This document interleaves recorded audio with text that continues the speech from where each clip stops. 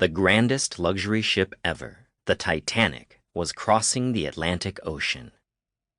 It was on its maiden or first voyage. The ship had left England 4 days earlier. It was making great time.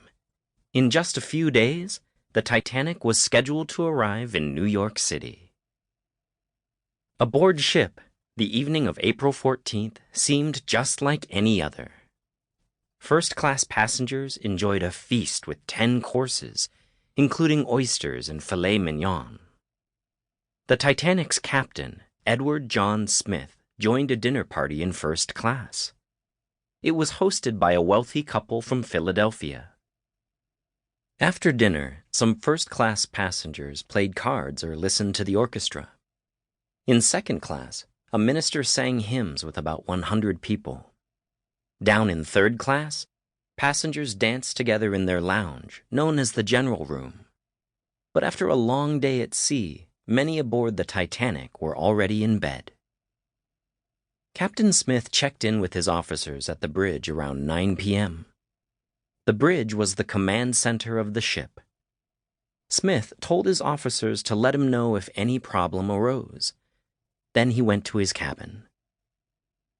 Outside, the night was very cold. There was no moon, but the sky was clear. Thousands of stars shone brightly. The sea was so calm it looked like a mirror. No waves rippled in the distance.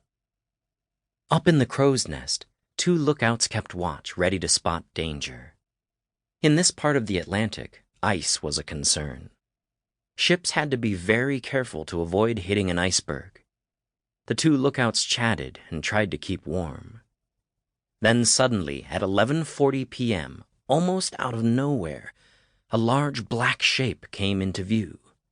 Could it be? Yes, it was an iceberg. The iceberg was almost directly ahead of the ship. It looked like the ship might run straight into it.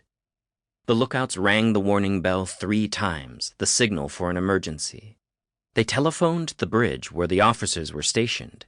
"Iceberg, right ahead," they shouted. The officers only had 37 seconds to respond. First Officer William Murdoch contacted the engine room and ordered the ship's engines stopped and put into reverse. Would the Titanic avoid the iceberg? Or was it too late?